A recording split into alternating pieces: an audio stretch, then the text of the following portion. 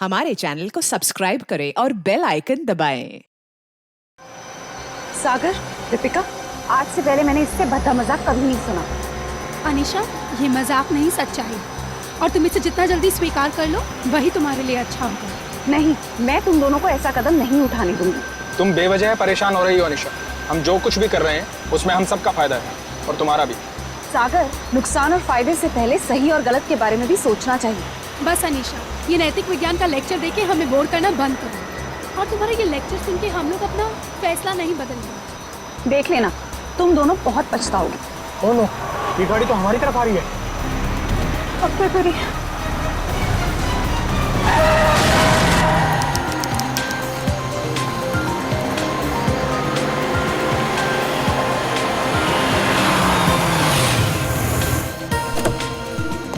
Hello sir. Hello.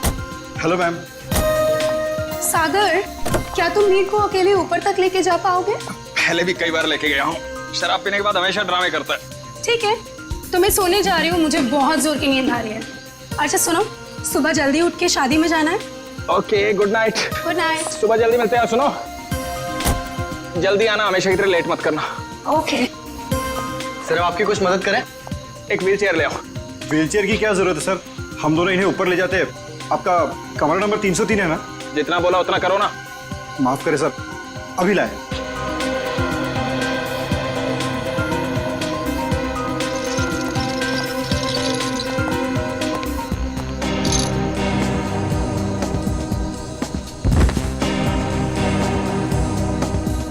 उठाओ इसे। जब सहन नहीं होती तो पीता क्यों है? सर, खाने में कुछ लेंगे? एक सूप ले आओ। Okay sir. सर, इन्होंने सूप ऑर्डर किया। जब से ये लोग इस होटल में रहने आए हैं ना, ऐसा तीसरी बार हुआ है। पता नहीं इतनी शराब क्यों पीते हैं जब पचा ही नहीं सकते।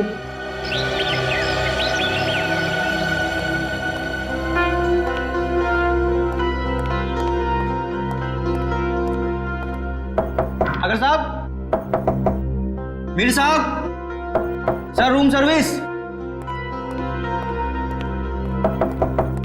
साहब, क्या हुआ? दरवाजा नहीं खोले? नहीं, देखना दोपहर हो गई है, लगता है इन्हें रूम की सफाई नहीं करवानी है। हो सकता है शायद सो रहे होंगे। सो रहे होंगे अब तक? हाँ, मैंने सुबह फोन भी किया था नाश्ते के ऑर्डर के लिए, लेकिन उन्होंने फोन नहीं उठाया। और आज तो उनको किसी शादी में भी जाना था सुबह। शादी में भी जाना था और अब तक सो भी रहे हैं, मतलब जरूर कुछ गड़बड़ है। तुम यहीं रुको, मैं मैनेजर साहब को लेके आता हूँ। ठीक है। मैं दीपिका जी को। साहब, साहब, साहब, दरवाजा खोलिए। देखिए मैडम, दोनों में से कोई भी दरवाजा नहीं खोल रहा है। सागर, सागर, दरवाजा खोलो। मीर, दरवाजा खोलो। सागर, हमें चिंता आ रही है, दरवाजा खोलो। मैम, मिस्टर मीर का तो समझ में आ रहा है, लेकिन सागर जी, वो तो कल रात नशे में भी नहीं थे। मैं फोन करती हूँ। फोन भी नहीं उठा रहे। मैम, अगर आप इजाजत है तो मैं मास्टर की से दरवाजा खोल सकता हूँ। हाँ प्लीज।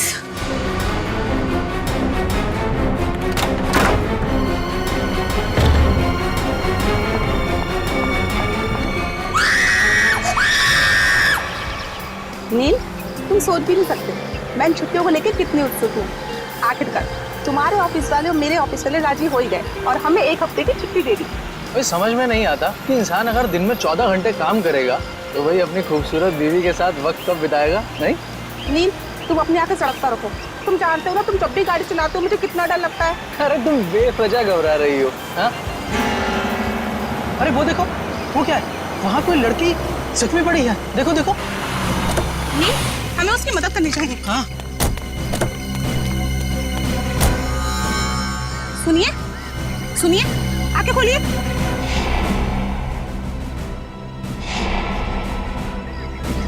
आप ठीक तो हैं? मैं पानी लेकर आता हूँ।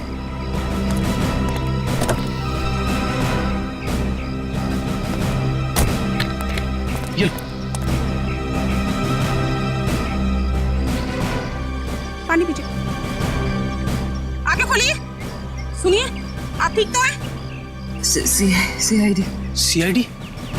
नील, हमें इनको अस्पताल लेकर चलना चाहिए। हाँ, और मैं सीआईडी को भी खबर कर देता हूँ। हाँ ठीक है।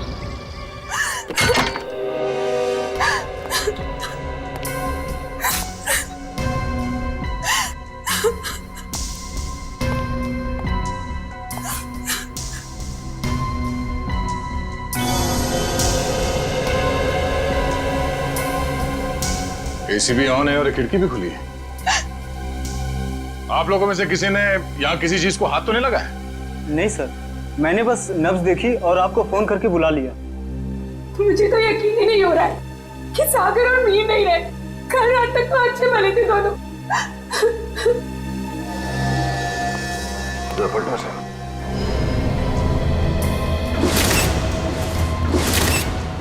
ये देखो फ्रेडी, मीर का खून गला घोट के किया गया है। हाँ सर, गले पे लाल निशान साफ साफ दिख रहा है। निशान देख के लगता है कि नायलॉन के रस्सी से गला घोटा गया इसका।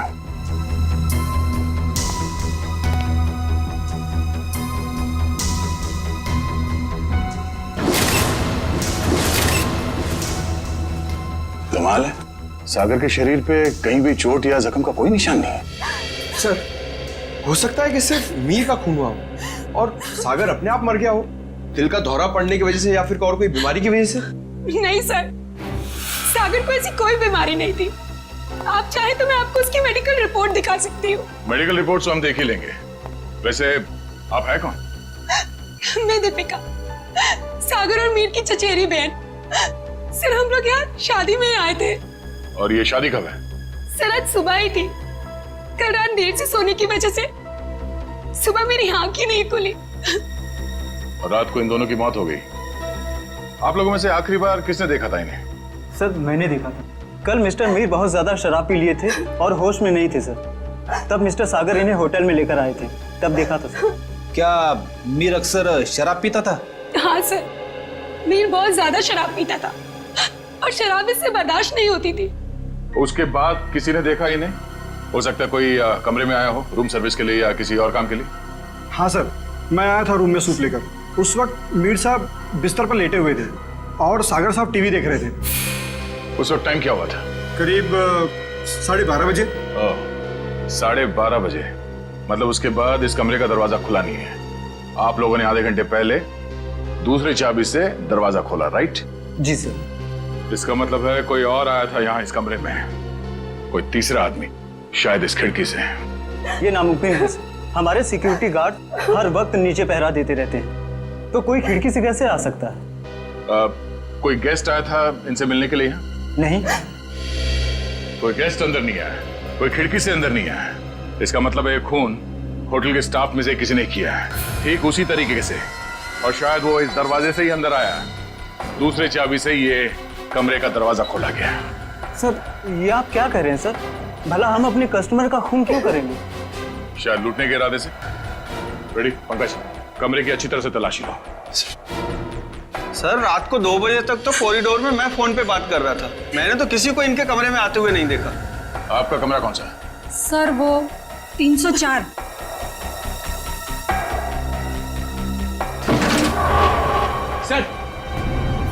सर, इस ड्रॉर में पैसे मिले सर। पैसे? ओह, मतलब ये खून पैसों के लिए नहीं किया गया। और कमरे की हालत भी एकदम दुरुस्त है, ऐसा लगता नहीं है कि कोई हाथापाई हुई यहाँ पे। हाँ सर, अगर कोई बाहर वाला आदमी होता तो अपनी जान बचाने के लिए इन्होंने हाथापाई तो की होती। इसका मतलब ये है कि जो कोई भी था वो जान पहचान वाला ही था। क्यों दीपिका जी? सर, आप मुझ पे शक कर रहे हैं? नहीं नहीं, मैं तो सिर्फ कह रहा हूँ कि इस कमरे के अंदर क्या हुआ किसी को नहीं मालूम, एक पहेली है। सर, मोबाइल फोन मिला है। सर, ये तो सागर का फोन है। सागर का फोन? और मीर का फोन मिला? नहीं। मीर का फोन? सर, पता नहीं कहाँ है। कोई बात नहीं, हम पता लगा लेंगे। बड़ी पंकज, आसपास दूसरे कमरों की भी तलाशी लो और यहाँ पे जितने उंगलियों के निशान मिलते हैं सब उठा लो। हेलो?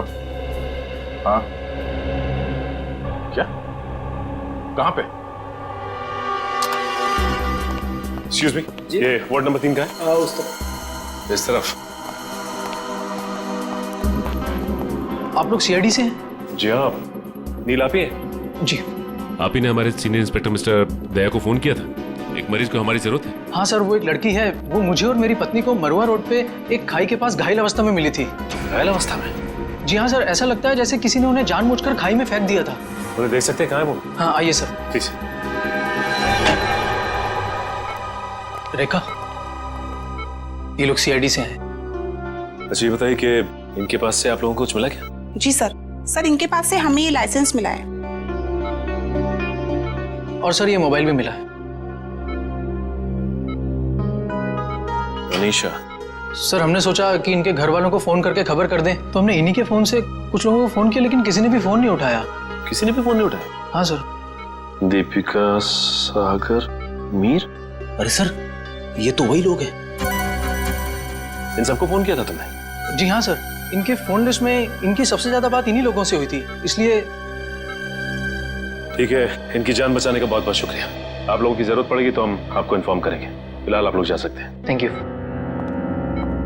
डॉक्टर साहब, अब इनकी तबीयत कैसी है? सर इन्हें मामूली चोटें लगी है, पर सदमे की वजह से ये बेहोश हो गई थी। अब ये ठीक है। इनसे बात तो कर सकते हैं ना? जी सर। अनीशा जी आंखें खोलिए। देखिए ये सीआईडी वाले आपसे कुछ बात करना चाहते हैं। देखिए अनीशा जी, आप घबराइए मत। आप ये बताइए कि आपके साथ क्या हुआ था, और ये दीपिका, मीर और सागर आपके लगते क्या है? वो मेरे चचेरे भाई बहन हैं, पर उन्होंने उसके साथ क्या किया? किसके साथ? मीर के साथ। देखिए अनीशा जी, मीर की मौत हो चुकी है और साथ ही साथ सागर की भी। क्या? हे भगवान, मुझे पहले ही लग रहा था जैसे कुछ गलत होने वाला है। अनीशा जी, आप क्या कहना चाहती हैं? प्लीज साफ साफ कहिए। हमारे एक रिश्तेदार की शादी होने वाली थी। कल रात हम चारों उसी के संगीत के फंक्शन से वापस लौट रहे थे, तभी मरुआ रोड पे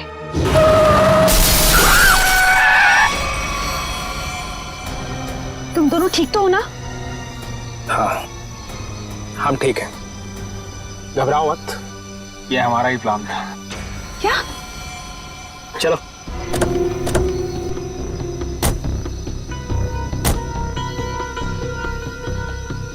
मीर का मोबाइल फोन रास्ते में कहीं फेंक देना, और ध्यान रहे जब तक हमें हमारा पैसा ना मिल जाए, मीर बेहोश ही रहना चाहिए। ये लो नया सिम कार्ड।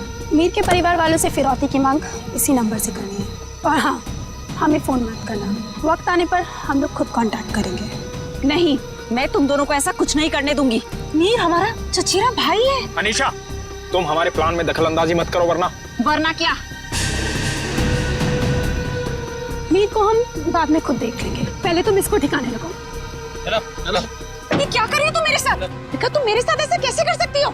दीपिका और सागर पैसों के लिए कुछ भी कर सकते हैं। छोड़ो मुझे। ओह, तो मतलब दीपिका और सागर अपने चचेरे भाई मीर को अगवा करना चाहते थे? हाँ सर, अगर ये बात मुझे पहले पता होती कि उनके दिमाग में ऐसी कोई खिचड़ी पक रही है, तो मैं मीर को पहले ही सावधान कर देती। लेकिन मैं भी फंस गई बेवजह उनके प्लान में, और जब मैंने उनका साथ देने से इनकार कर दिया, तो उन्होंने मुझे चलती गाड़ी से नीचे खाई में फेंक दिया। क्या जमाना आ गया है, रिश्तेदार एक दूसरे के साथ ऐसी घिनौनी हरकत कर सकते हैं? वो तो अच्छा हुआ, वहाँ एक पेड़ की वजह से मैं खाई में नीचे गिरते गिरते बच गई, वरना मैं भी मीर के साथ मारी जाती। मगर सागर की मौत कैसे हुई? इसी का पता हम भी लगा रहे हैं। सर लगता है दीपिका इस पूरे जुर्म में मिली हुई है। उसी ने होटल के कमरे में जाके दोनों को मार दिया। वही तो, तभी तो उसने हमें अनीशा जी के बारे में भी नहीं बताया। लेकिन वो मीर को मारेंगे क्यों? वो तो सिर्फ उससे पैसे चाहते थे। तभी तो वहां पे उन्होंने कुछ गुंडों को भी बुलाया था, जिससे कि मीर को पता ना चल पाए कि उसे अगवा किया किसने। हो सकता है सागर और दीपिका के बीच में पैसे के बंटवारे को लेके लड़ाई झगड़ा हो, और इसीलिए वो लोग अपने प्लान में कामयाब नहीं हो सके। हेलो पंकज, हमें शक है कि मीर और सागर के खून में दीपिका का हाथ है। एक काम करो, उसे जल्द से जल्द अरेस्ट कर लो। क्या दीपिका भाग गई? ठीक है। दीपिका होटल से भाग गई? हाँ फ्रेडी, दीपिका भाग गई। अनीशा जी, इस केस को सॉल्व करने में हमें आपकी मदद चाहिए। जरूर सर, मैं आपकी मदद करने के लिए तैयार हूँ। क्या बात है डॉक्टर साहब, बड़ी मेहनत हो रही है।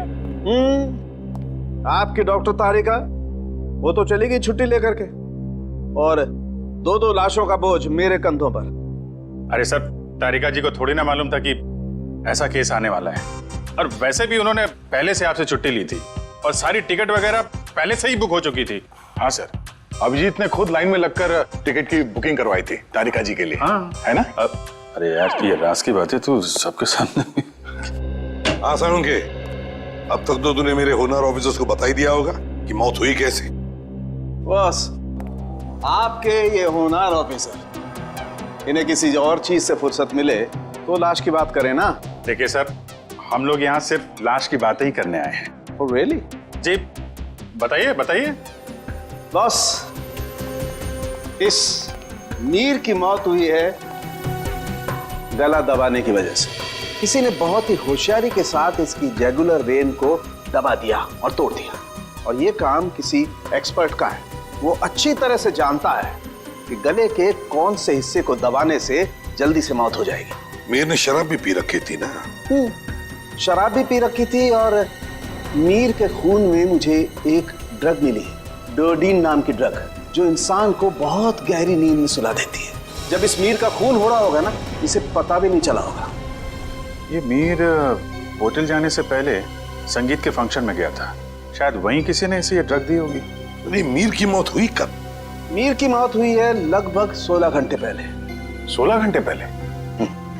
मतलब जब सागर मीर को व्हीलचेयर के ऊपर बिठाकर होटल के अंदर ले जा रहा था, तब तक ये मीर मर चुका था?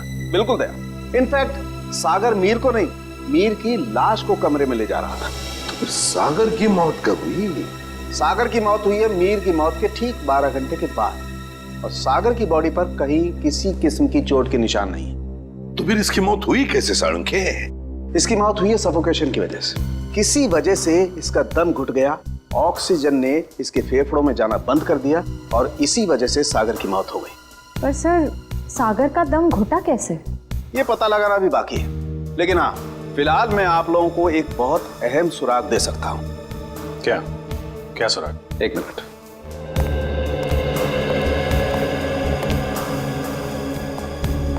बस ये मीर के कपड़ों के रेशे, और इस पेट्री डिश में सागर के कपड़ों के रेशे। ये कैसा सुराग है डॉक्टर? मेरी तो कुछ समझ में नहीं आ रहा है। बेटा, पहले बड़ों की बात अच्छी तरह से सुन लेनी चाहिए, फिर समझ में आएगा। हाँ, बस मीर के कपड़ों के रेशे मुझे सागर के कपड़ों के पीछे के हिस्से पर मिले, और सागर के कपड़े के रेशे मुझे मीर के कपड़े के आगे के हिस्से पर मिले। क्या क्या क्या क्या? मीर की शर्ट के रेशे सागर की शर्ट की पीठ की तरफ, और सागर की शर्ट के रेशे मीर की शर्ट पे आगे की तरफ। आप हमें सुराग दे रहे हैं या हमारी उलझनों को और बड़ा कर रहे हैं? अभिजीत, हर बंद ताले को खुलने के बाद एक नए सुराग का दरवाजा खुलता है। फिलहाल इस ताले की चाबी ढूंढनी है।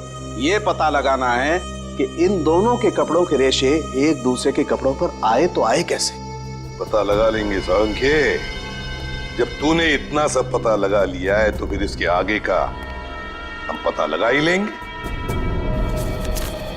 सर, उस दीपिका का कुछ पता नहीं चल रहा है सर। वो ना तो अपने घर गई, ना कोई सहेली के पास, और तो और सर, उसने अपना फोन होटल के बाहर ही कहीं फेंक दिया ताकि हम लोग उसका पीछा ना कर सके।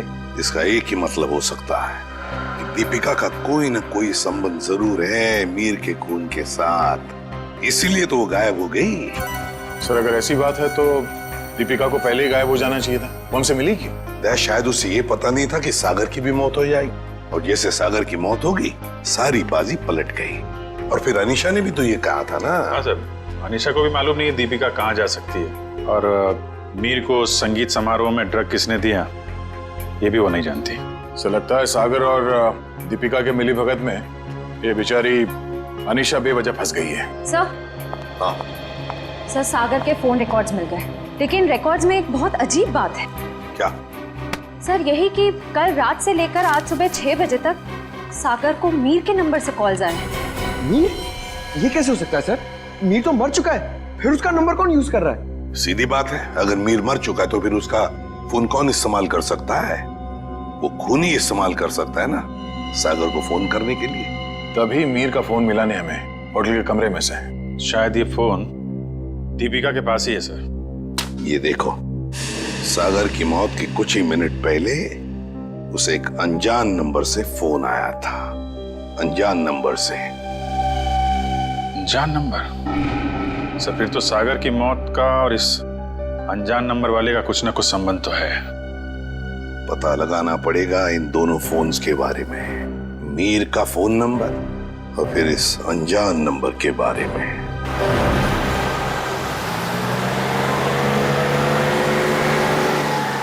बस आप यहीं गाड़ी रोक दीजिए।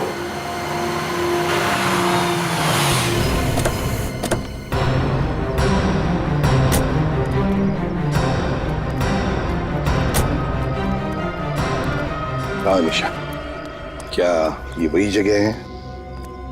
हाँ सर, ये वही जगह है जहाँ गुंडों ने हमारी गाड़ी रोकी थी और फिर मुझे दूसरी गाड़ी में डाल दिया खाई में फेंकने के लिए। और दीपिका और सागर उस दिशा में चले गए थे। दीपिका और सागर उस दिशा में चले गए? जी सर। लेकिन एक बात बताओ निशा, तुम्हें पूरा यकीन है कि ये वही जगह है, वही सड़क है? रात का समय था, हो सकता है तुम कुछ भूल कर रही हो। नहीं सर, मुझे पूरा यकीन है ये वही जगह है। जब गुंडे हमारी गाड़ी के आगे आए थे तो हमारी गाड़ी वो पेड़ से टकराई थी। उस पेड़ से? जी सर।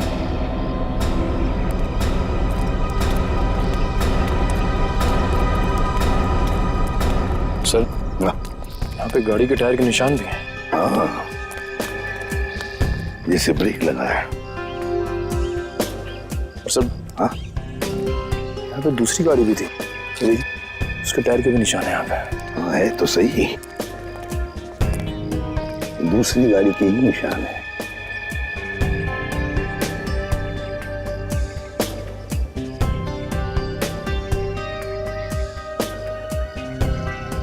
ये देखो, कांच के टुकड़े, कांच के टुकड़े। सर, शायद मीर और दीपिका की गाड़ी के होंगे। हाँ, हो सकता है।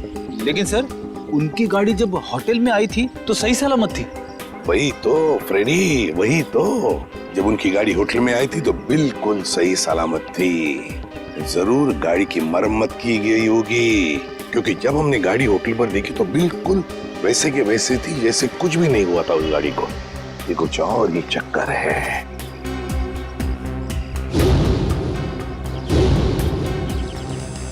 गोली? निखिल, थोड़ा सेब देना।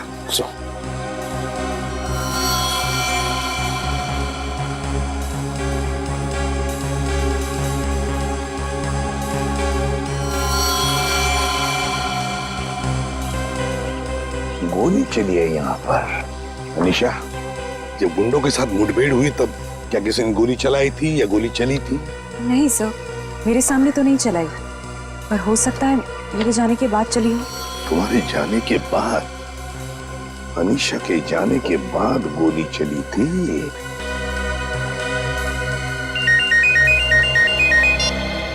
आ गया। अच्छा, सागर को मिहिर के फोन से जो फोन आया था वो कहां से आया था उसका पता चल गया है? हम जहां पर खड़े वहां से 15 किलोमीटर दूरी पर है, कोई ढाबा है।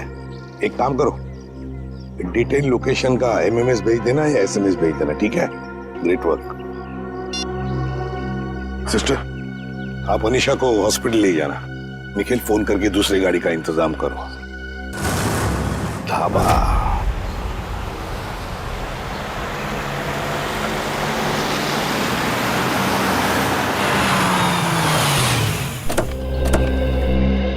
ये है वो प्रकाश ढाबा, यहाँ से किया गया था सागर को फोन। आइए आइए साहब, क्या खिलाऊं आपको? दाल मखनी, कढ़ाई पनीर या फिर सरसों का साग?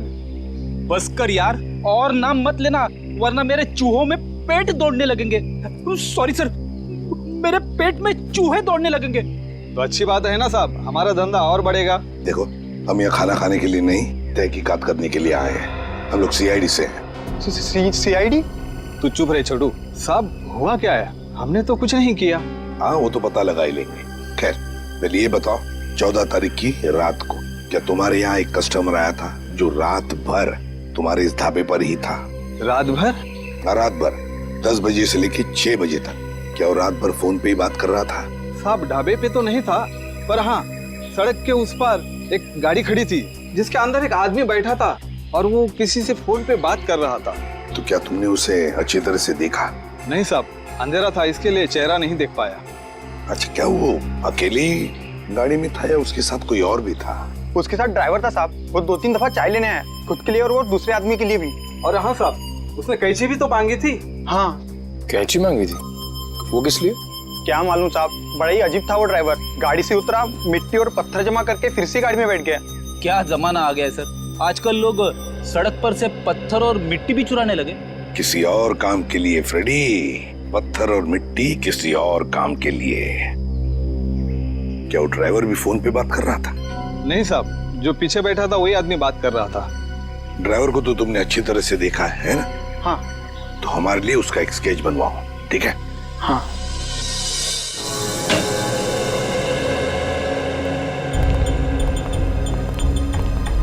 ये है वो उलझी हुई पहली डॉट साहब। मीर की लाश यहाँ पड़ी थी, सागर की वहाँ। मीर की मौत 7:30 बजे हुई थी और सागर की उसके 12 घंटे के बाद, है ना? और मीर की मौत की वजह है नायलॉन की रस्सी से गला दबाना, सागर की मौत की वजह है दम घुटना। पर अभिजीत, कमरे में कोई तीसरा आदमी था नहीं, क्योंकि कमरे का दरवाजा अंदर से बंद था। सर, इस केस में सबसे अजीब बात तो यह है कि सागर ने मीर की लाश के साथ 12 घंटे क्यों गुजारे? और सर, मीर का खून सागर ने किया होता तो वो लाश को वापस होटल में लाने का खतरा क्यों उठाता? अक्सर खूनी खून करने के बाद लाश को किसी सुनसान जगह फेंक देता है। तुम दोनों के सवालों का जवाब इस चलते हुए एसी और इस खुली हुई खिड़की के बीच छुपा हुआ है, जो दया को क्राइम सीन पे दिखाते हैं। सर, ये भी तो हो सकता है कि सागर का दम घुट रहा हो और उसने खिड़की खोल दी हो ताकि खुली हवा में सांस ले सके। नहीं सचिन, बात इतनी आसान नहीं है। मैंने बताया था ना आप लोगों को कि मुझे मीर की कमीज पर सागर की शर्ट के रेशे और सागर की शर्ट पर मीर की कमीज के रेशे मिले। दोनों की कमीजों पर एक दूसरे के कपड़े के रेशे हैं। Yes sir. ये दोनों की कमीज पे एक दूसरे का धागा मिलना, चलते हुए एसी के बाद भी खिड़की का खुला हुआ होना, ये एक ही बात की तरफ इशारा कर रहे हैं। और वो क्या है? कि सागर ने मीर की लाश को दोबारा यहाँ लाने का खतरा इसलिए उठाया ताकि वो मीर की मौत को हादसा या फिर खुदकुशी का रूप दे सके।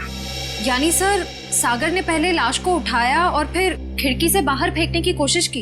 एग्जैक्टली।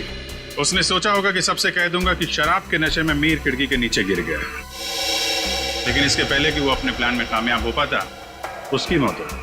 हाँ सर, ये गुत्थी आधी तो सुलझ गई, लेकिन एक बात समझ में नहीं आई कि इस कमरे में सागर और मीर के अलावा कोई भी नहीं था, तो फिर सागर की मौत अचानक कैसे हो गई? सचिन, उसकी मौत का राज उस अनजान फोन कॉल में छुपा हुआ है जो उसे सुबह सुबह आया था। हाँ पंकज, अनजान कॉल का पता चल चुका है कहाँ से की गई थी? Very good. कौन सी जगह? Jhula tower. Okay okay okay okay, thank you very much Pankaj, thank you. जी, झूला टावर तो वो रही बिल्कुल सामने, जो अभी तक पूरी बनी भी नहीं है। या डॉक्टर साहब, सर आप यहाँ देखिए, तब तक हम लोग झूला टावर का चक्कर मार के आते हैं, देखते हैं वहां पे क्या हुआ था।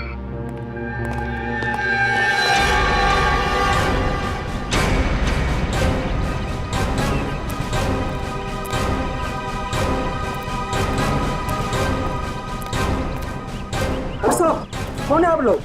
कहाँ जा रहे हैं? सीआईडी से हम लोग, तुम्हारी ससुराल वाले। सीआईडी? कुछ हुआ है क्या साहब? क्या बात है साहब? साहब कुछ तो बताइए। चुपचाप आओ, पीछे पीछे हमारे, समझे?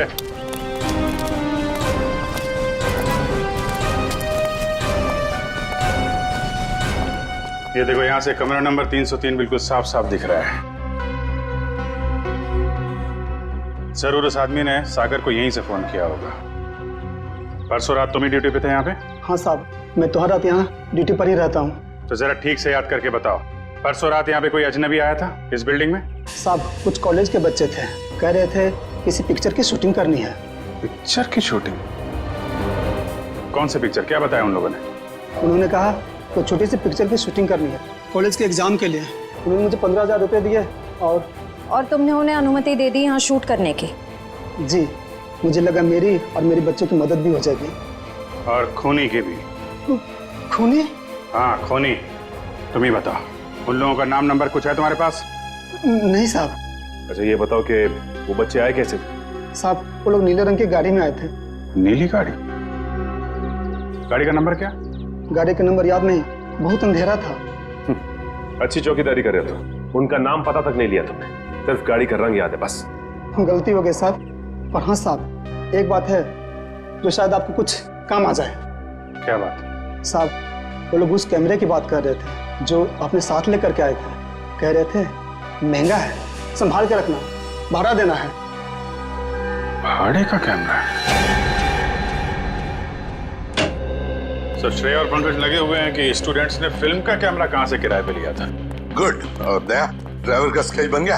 हाँ सर, वो स्केच हमने सभी एम्प्लॉयमेंट एजेंसी में भेज दी है। बहुत जल्द उसकी पहचान हमारे सामने होगी। तू यहाँ? हाँ यार, लैब में बैठा बैठा बोर हो रहा था, मैंने सोचा आप लोगों के साथ ब्यूरो में चल के चाय पी लेता हूँ। अरे चाय तो हम आपको जरूर पिलाएंगे डॉक्टर साहब, लेकिन ऐसा कौन सा सबूत हाथ लग गया है जो आप भागे भागे यहाँ चले आए? सुराग हाथ में तो नहीं लगा है अभिजीत, लेकिन लगने वाला है। ये देखो, ये चार्ट देख रहे हो? ये तो कोई कैलकुलेशन चार्ट लगता है। किस चीज का चार्ट है ये?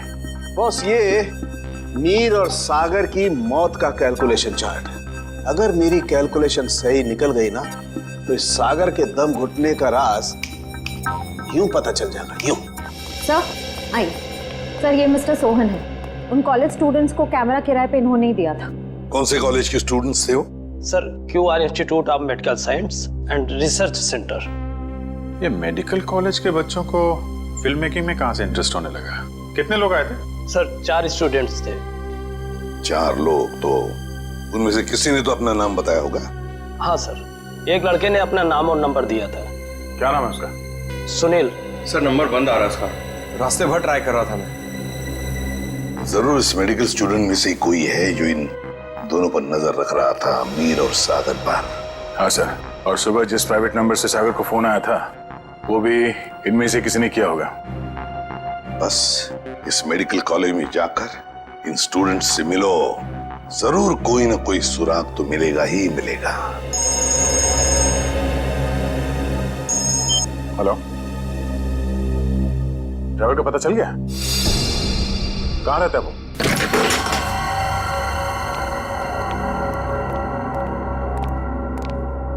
ये ड्राइवर चंदन, लगता है 9 तो 11 हो गया। तो ढूंढो।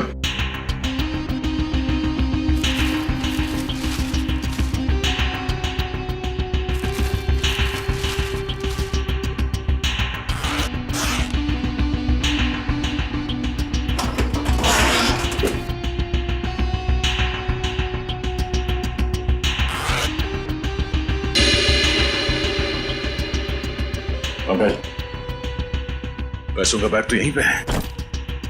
पैसों का बैग, इसका मतलब वो शहर छोड़ के भागा नहीं है। पैसे लेने जरूर वापस आएगा। अरे भाई साहब, जी साहब इधर आना। जी साहब। अरे ये चंदन कहाँ गया, कुछ पता है क्या? गाड़ी तो यही है, यही कहीं होगा। ठीक है, आप जाइए। कहीं ये वही गाड़ी तो नहीं जिसे ढाबे वाले ने देखा था? चलो देखते हैं।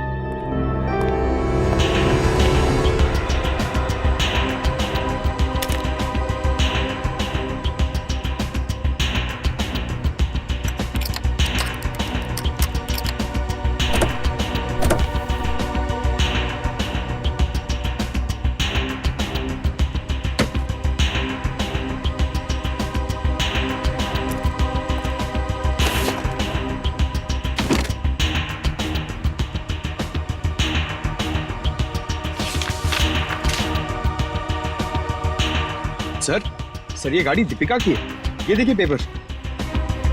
दीपिका की गाड़ी? और ये देखो, पत्थर पे सूखा हुआ खून। शायद ये वही कंकड़ पत्थर है जिन्हें ड्राइवर ढाबे के पास इकट्ठा कर रहा था।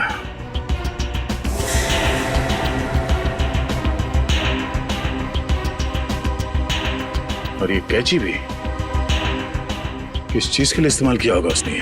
सर मुझे तो कुछ समझ में ही नहीं आ रहा है। गाड़ी का ड्राइवर भी गायब है, ये पत्थर, कैंची, इन सब चीजों का क्या संबंध है सर? पंकज, वो भी पता चल जाएगा कि जो कोई भी इस गाड़ी के पिछले सीट में बैठा था वही पूरी रात मीर के फोन के जरिए सागर से बात कर रहा था। और अब ये सूखा हुआ खून बहुत जल्द हमें उसकी असली पहचान बता देगा। करण, तू 2 दिन से क्लास क्यों नहीं आ रहा? प्रोफेसर अमन बहुत नाराज हो रहे थे। क्या करूं यार, बुखार उतर ही नहीं रहा। लगता है मुझे फ्लू हो गया। बुखार? इसका माथा तो बिल्कुल ठंडा है। सर, तुम चारों ने अपने आप को बहुत बड़ी मुसीबत में डाल लिया है। कैसी मुसीबत सर? का जवाब मैं नहीं, सीआईडी देगी। सीआईडी? बिरजू, आप सब लोग यहाँ? बहुत बड़ी भूल है जो तुम लोग को शूटिंग करने दी। सीआईडी के चक्कर में फंस गया मैं। लेकिन सीआईडी क्यों? शूटिंग करना कोई गैर कानूनी काम थोड़ी है। शूटिंग करना गैर कानूनी नहीं है, लेकिन खूनी की मदद करना गैर कानूनी है, और इसके लिए तुम सबको जेल हो सकती है, समझे? सर खून? हमने किसी खूनी की मदद नहीं की सर। जिस वक्त तुम लोग बिल्डिंग में शूटिंग कर रहे थे, उसी वक्त बिल्डिंग के सामने वाले होटल रॉयल मून में एक जुर्म को अंजाम दिया जा रहा था, और इस काम में तुम में से किसी ने खूनी की मदद की है। नहीं सर, हम ऐसा क्यों करेंगे? हम स्टूडेंट्स हैं, हम डॉक्टरी की पढ़ाई कर रहे हैं, और ऐसा कुछ करके हम हमारा भविष्य अंधकार में क्यों डालेंगे? इसका पता तो अभी चल जाएगा। अच्छा ये बताओ कि जिस वक्त शूटिंग चल रही थी, तुम में से कोई कुछ वक्त के लिए बाहर गया था क्या? हाँ सर, करण गया था ऊपर वाले फ्लोर पे अपनी डायलॉग याद करने के लिए। यार अंकित, मुझे क्यों फंसा रहा है? यार मैं तुझे फंसा नहीं रहा हूँ, सिर्फ सच बता रहा हूँ। तो अपना हैंडी कैम भी लेकर गया था अपना परफॉर्मेंस रिकॉर्ड करने के लिए। हाँ सर, हैंडी कैम लेकर गया था, लेकिन जब वो वापस आया उसमें कोई वीडियो नहीं था। यार वो गलती से डिलीट हो गया था। देखो करण, झूठ मत बोलो, क्योंकि एक झूठ को छुपाने के लिए तुम 100 झूठ बोलोगे, लेकिन ये तुम सीआईडी के सामने नहीं कर सकते, समझे? इसलिए तुम्हारी भलाई इसी में है कि सब कुछ सच सच बताओ। बोलो। ये ठीक कह रहे हैं, जो कुछ भी हुआ है करण सच सच बता दो। सर मुझे डर था कि मेरी अटेंडेंस कम होने की वजह से मैं एग्जाम में फेल हो जाऊंगा। तभी अचानक मुझे किसी ने एक दिन चिट्ठी भेजी, और साथ में एक सिम कार्ड भी। उस चिट्ठी में लिखा था कि उस होटल के कमरे में जो भी कुछ हो रहा है उसकी लाइव फीड रिकॉर्ड करके मैं उसे दूं, और साथ में उसे फोन भी करूं, तो वो मुझे फेल होने से बचा लेगा। तो सर मैंने वैसा ही किया। मतलब अगर तुम उस जुर्म का आंखों देखा हाल भेजते और उस आदमी को यानी कि सागर को फोन करते, तो तुम परीक्षा में पास हो जाते। जी सर। तुम्हारे साथ बहुत गलत हुआ है, किसी ने तुम्हारे साथ गंदा मजाक किया है और तुम उसके बहकावे में आ गए। वो खत जिसने लिखा था वो तो बच नहीं पाएगा। वैसे इस लेटर में और क्या लिखा था? उस चिट्ठी में लिखा था कि जैसे ही सागर उस आदमी को खिड़की तक लाए तो मैं सागर को फोन करूं, और 5 बार घंटी बजते ही मैं वहां से चला जाऊं। तुम ऐसा कैसे कर सकते हो करण? पास होने के लिए तुम किसी की खून करने में मदद करो? शर्मनाक है ये, शर्मनाक। यार मैं इस बात के लिए पहले से ही शर्मिंदा हूँ। तुम्हें इस बात की शर्मिंदगी होनी भी चाहिए, समझे? अच्छा फिर फोन करने के बाद क्या हुआ? सागर ने मेरा फोन उठाया नहीं, बस वो अचानक वहीं खड़ा रहा। मैंने फोन किया, 5 बार घंटी बजी, उसके बाद फोन काटकर मैं वहां से चला गया। ठीक है, देखो ये सारी बात हम लोगों के बीच में ही रहे, क्योंकि मैं नहीं चाहता कि अगर खूनी हमारे आसपास है तो उसे इस बात की भनक भी लगे।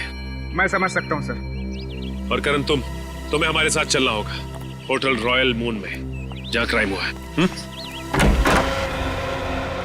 करण अब बताओ, सागर और मीर एग्जैक्टली कहाँ पे खड़े हुए थे? यहाँ पर सर।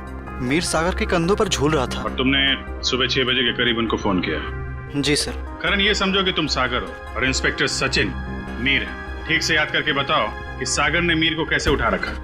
आप अपनी बाजू यहाँ पर रखिए। इसे? यस सर, और अपनी मुट्ठी बंद कर लीजिए। लो, बंद किया? जी। ओह, तो इसका मतलब मीर के हाथ सागर के कंधों पे नहीं बल्कि गर्दन के पास थे। जी सर। इस तरह से? जी। और फिर तुम्हारे फोन करने के बाद क्या हुआ? मुझे कहा गया था कि फोन का रिंग 5 बार बजने के बाद तुम वहां से चले जाना। फोन तो बजा पर फोन सागर ने उठाया नहीं। उठाता कैसे भैया? उस वक्त तो मीर सागर का खून कर रहा था। मीर सागर का खून कर रहा था? सर ये कैसे मुमकिन है? मीर तो खुद एक लाश था। तो तुमसे किसने कहा श्रेया की लाश खून नहीं कर सकती? तुम्हारे फोन करने के बाद क्या हुआ? मुझे कहा गया था कि फोन का रिंग 5 बार बजने के बाद तुम वहां से चले जाना। फोन तो बजा पर फोन सागर ने उठाया नहीं। उठाता कैसे भैया? उस वक्त तो मीर सागर का खून कर रहा था। मीर सागर का खून कर रहा था? सर ये कैसे मुमकिन है? मीर तो खुद एक लाश था। तो तुमसे किसने कहा श्रेया की लाश खून नहीं कर सकती? सालुंके साहब, आप भी फ्रेडी की तरह। 1 मिनट सचिन, मैं कोई आत्मा की बात नहीं कर रहा हूँ, मैं साइंस की बात कर रहा हूँ। मैं रिगर मोर्टिस की बात कर रहा हूँ। याद है अभिजीत, कुछ सालों पहले भी ऐसा ही केस हुआ था। तुम पूछना अपने एसीपी साहब से। उस केस में एक लाश ने एक आदमी को गोली मारी थी।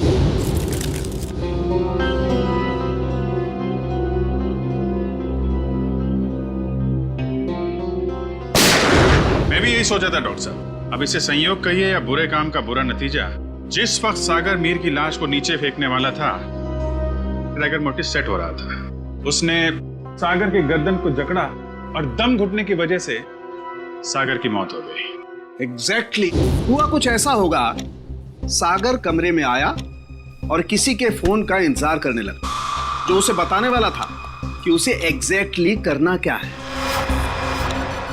फोन आने के बाद सागर ने मीर को बिस्तर से उठाया और उसे खिड़की की तरफ लेके गया। ताकि मीर को हत्या या आत्महत्या बनाया जा सके। लेकिन एक बात है अभिजीत, मुझे नहीं लगता है कि ये कोई संयोग था या कोई बुरे काम का बुरा नतीजा था, बल्कि मुझे लगता है सागर को फोन ठीक उसी वक्त जानबूझकर किया गया जब मीर के हाथों में राइगर मोर्टिस सेट हो रहा हो और मीर का हाथ सागर की गर्दन दबा सके। आपकी बात में दम है सरों के सर, वरना सागर के पास तो पूरी रात थी इस जुर्म को अंजाम देने के लिए। उसने सुबह तक इंतजार किया ही क्यों? क्योंकि वो चाहता था कि मीर के साथ साथ सागर का भी टिकट कट जाए और उस तक पहुंचने के सारे रास्ते बंद हो जाएं, कानून उस तक पहुंच ही ना पाए। मगर सालुनके साहब, खूनी ना तो यहाँ पे था और ना ही खूनी उस बिल्डिंग में था, तो फिर खूनी को ये कैसे पता चला कि मीर का शरीर कब पकड़ने वाला है और सागर उसे कब उठाने वाला है? करण के फोन के जरिए। मगर सर, सागर ने मेरा फोन तो उठाया ही नहीं। 5 बार रिंग बजी और मैं वहां से भाग गया। मैं भी बताता हूँ। श्रेया, जरा सागर के फोन पे कॉल करना। सर।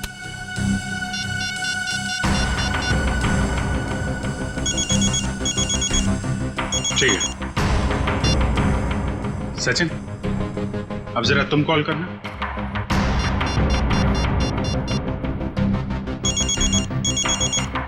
ठीक है। करण, अब तुम अपने फोन से सागर को कॉल करो।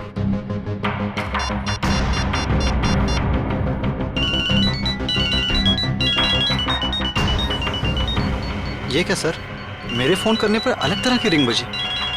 जी हाँ, बिल्कुल अलग तरीके की रिंग। एक ऐसी रिंग जिसने सागर को सम्मोहित कर दिया, हिप्नोटाइज। तभी तो वो तुम्हारा फोन नहीं उठा पाया। सर, इतनी बड़ी साजिश? बिल्कुल श्रेया, ये मुजरिम कोई साधारण आदमी नहीं है, ये कोई एक्सपर्ट है, एक्सपर्ट जिसे रिगर मोर्टिस की बहुत अच्छी जानकारी है और लोगों को सम्मोहित करने की भी। ये कहीं करण के कॉलेज का कोई प्रोफेसर तो नहीं, कोई एक्सपर्ट? आज सारे स्टूडेंट्स सही समय पर आ गए। Very good. सर, क्या आप आज हमें पूरी प्रक्रिया दिखाने वाले? जी, भविष्य में जो भी फॉरेंसिक डॉक्टर बनना चाहते हैं उनके लिए आज की क्लास बहुत ही महत्वपूर्ण है। लगता है मैडम आ गई। ऑफिसर्स, आप लोग यहाँ? जी हाँ, हमने सोचा कि क्यों ना हम लोग भी फॉरेंसिक साइंस की ABCD सीख लें। हाँ, शायद किसी को इम्प्रेस करने के काम आ जाए। हैं? क्यों अभिजीत? वैसे प्रोफेसर रमन, आज बच्चों को क्या पढ़ाया जा रहा है? सर, आज रिगर मोर्टिस की क्लास है। ओह, रिगर मोर्टिस। जी सर। यानी लाश की अकड़न के विभिन्न स्तर विद्यार्थियों को सिखाए जाएंगे, हैं? जी सर, इसलिए हमने खास तौर पर इस विषय के विशेषज्ञ को बुलाया है। अच्छा, कौन है ये विशेषज्ञ, ये एक्सपर्ट? जरा हमारी भी मुलाकात करवा दीजिए इनसे।